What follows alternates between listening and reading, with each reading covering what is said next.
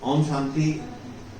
Doctor Suresh Pandey Suvinay चिकित्सालय से हमारे बीच आज रक्षाबंधन के पावन पर्व के अवसर पर ब्रह्म कुमार माननीय श्री सुरेश जी उपस्थित हैं।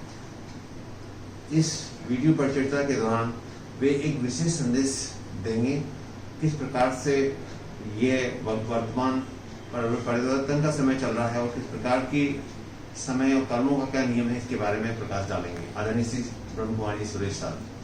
ओम शांति। सर्वप्रथम तो आप सभी इस परमात्मा की सारी संतान जो हैं उन सभी को आप सबके उज्जवल भविष्य के लिए हम शुभकामनाएं करते हैं, क्योंकि पूरे यूनिवर्स में जितनी भी मनुष्य आत्माएं हैं सब उस परमपिता परमात्मा की संतान हैं। तो आज हम डॉक्टर साहब के पास रक्षाबंधन के उपलक्ष्य में यहाँ आए हुए हैं, और जैसे कि अभी थोड़ा समय पहले दीदी ने भी हमें सारा अच्छे से बताया, तो अभी जो समय चल रहा है बड़ा क्रिटिकल समय चल रहा है। ये परिवर्तन की वेला चल रही है, क्योंकि हम देखते हैं कि 5 तत्वों को भी इंसान ने इतना दूषित कर दिया है कि आज देखो कर्मों की फिलॉसफी के विषय में हम थोड़ा सा बताना चाहेंगे, क्योंकि आज जो कुछ भी हम वर्तमान में देख रहे हैं वो कहीं ना कहीं उसमें मानव का ही हाथ है, क्योंकि इंसान जैसा करता है ना वो वैसा ही फल उसको भोगना पड़ता है। आज हमने देखो प्रकृति के 5 तत्वों को इतना उसका मिसयूज किया है, इवन खाने पीने में हमने जीव जंतु तक को नहीं छोड़ा। तो प्रकृति भी एक समय ऐसा आता है कि चेंज मांगती है। तो यहाँ हम देखते हैं कि कर्मों की फिलॉसफी के ऊपर एक आध्यात्मिक संदेश हम देना चाहते हैं कि आज कोई कहता है कि फलाना व्यक्ति मुझे तंग करता है, परेशान करता है, लेकिन जैसे कर्म हमारे होते हैं उसी अनुसार हमें फल भोगना पड़ता है। भगवान ने कहा है कि कर्म फल 5 साल 50 साल 500 साल तक पीछा नहीं छोड़ता। जैसा कर्म हम करते हैं उसका फल हमें अवश्य भोगना ही पड़ता है। अब प्रश्न उठता है कि अच्छे कर्म भी हम कैसे करें, वो विल पावर भी हमारे अंदर कैसे आए। तो परमपिता परमात्मा को सच्चे मन से उसके बताए गए मार्ग पर चलने से, उसी शिक्षाओं को प्रैक्टिकल में अपने जीवन में धारण करने से वो विल पावर जो हमारे अंदर आती है। तो जो आसुरी वृत्तियां हैं, जैसे कि डॉक्टर साहब ने भी जिक्र किया कि काम क्रोध लोभ अहंकार, आज ये 5 बुराइयां प्रत्येक नर नारी में विद्यमान है। और संसार में जो दुख और शांति का तनाव का वातावरण हम जो देख रहे हैं उसके मूल में प्रत्येक नर नारी में ये बुराई विद्यमान है। और इन बुराइयों को जब तक अपने अंदर से नहीं निकालेंगे तब जो गायन ही के भारत सोने की चिड़िया था वो समय आना असंभव है। तो परमात्मा के बताए मार्ग पर चलने से स्वतः ही वो विल पावर हमारे अंदर आने लगती है और हमारे अंदर की जो आसुरी वृत्तियां हैं उनका नाश होने लगता है। तो छोटे से प्रसंग के माध्यम से हम जानेंगे कि कर्मों की हुई गति का क्या फर्क पड़ता है। एक राजा था, उसकी 4 रानियां थी। तो पहली रानी जो थी, राजा उसके पास 24 घंटे रहता। दूसरी रानी जो थी उसके पास राजा सप्ताह में एक बार ऐसे जाता था। तीसरी रानी से वो 15-20 दिन में एक बार मिलता। लेकिन चौथी रानी जो थी उसके पास राजा कभी कभार उसकी खबर ले लेता था। तो जब राजा का अंत समय आया तो एक बहुत गंभीर व्याधि ने उनको घेर लिया।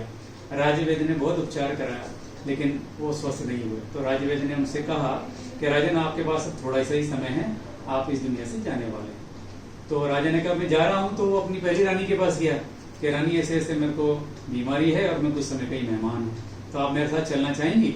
तो यह सुनते ही उस रानी ने तुरंत सुनते ही मना कर दिया कि राजन मैं आपके साथ नहीं। ओम शांति।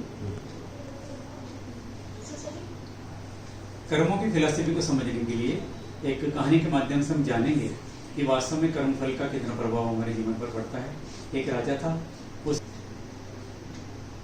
जब पहली रानी ने राजा को मना कर दिया कि मैं आपके साथ एक कदम भी नहीं चल सकती, तो राजा को बहुत दुख हुआ कि जिस रानी का मैंने जीवन भर ख्याल रखा, उसके लिए मैंने धन संपत्ति सब कुछ खर्च किया और वो उसने मेरे को मना कर दिया। तो वो बहुत शोक में डूब गया। लेकिन फिर उसको याद आया कि मेरी दूसरी रानी भी है। तो दूसरी रानी के पास जब वो जाता है तो उसको भी फिर वही कहता है कि रानी मेरे को बीमारी हो गई, मैं कुछ समय का मेहमान हूँ। तो दूसरी रानी उसको कहती है कि मैं राजन आपके साथ हमेशा तो नहीं चल सकती, लेकिन मैं आपके जो खर्चे हैं उनका मैं दायित्व वहन कर सकती हूँ। तो राजा को फिर फील हुआ कि ये रानी ने भी मेरे को मना कर दिया। तीसरी रानी के पास जब वो गया तो तीसरी रानी का, राजन मैं आपके साथ सदा काल के लिए नहीं चल सकती हूँ, हाँ कुछ कदम मैं आपके साथ में चल सकती हूँ। तो राजा को बहुत दुख हुआ कि देखो जिन रानियों के लिए मैंने इतना कुछ किया जीवन भर, अचानक उनको चौथी रानी का ख्याल आया। लेकिन उस रानी के पास जाने की उनकी हिम्मत इसलिए नहीं हुई क्योंकि वो बहुत ज्यादा कदम उनका ध्यान रखते थे। लेकिन उनके विवेक ने कहा भाई 3 रानियों ने मना कर दिया, तो चौथी रानी के पास जाने में क्या हर्जा है। तो चौथी रानी के पास जब गए तो उनको भी कहा, रानी मैं कुछ समय का ही मेहमान हूँ अब, तो आप मेरे साथ चलना चाहेंगी। जब राजा ने ये कहा तो चौथी रानी ने सुनते ही तुरंत कहा कि राजन, मैं आप जहां भी रहेंगे ना, मैं आपके साथ सहर्ष चलने के लिए तैयार हूँ। तो भाइयों बहनों, इस कहानी में हम देखेंगे कि वास्तव में जो राजा है वो राजा क्या है, हमारी आत्मा का प्रतीक है। और जो पहली रानी जो थी वो पहली रानी का प्रतीक है हमारे भौतिक पंच तत्वों का शरीर, जिसको जीवन भर हम नहलाते धुलाते हैं। जरा सी बीमारी होती तो तुरंत डॉक्टर साहब के पास भागते हैं, है ना, 24 घंटे इसका ध्यान रखते हैं, इसका खाने पीने का ध्यान रखते हैं। तो पहली रानी वो थी।